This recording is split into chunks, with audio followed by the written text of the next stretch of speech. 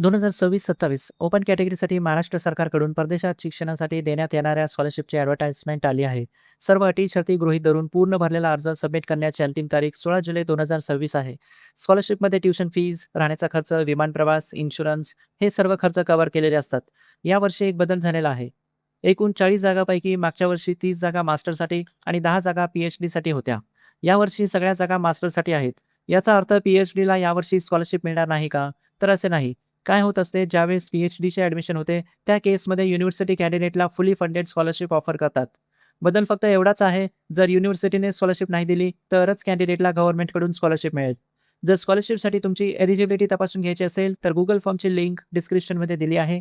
Eligibility check free of cost केले जाते. तर स्कॉलरशिप सर्व्हिसेससाठी 20,000 ते 40,000 पर्यंत फी आकारली जाते. स्कॉलरशिपसाठी लागणारी सर्व माहिती ऑनलाईन उपलब्ध आहे. ती माहिती घेऊन कोणीही स्वतःसुद्धा ॲप्लिकेशन करू शकतात.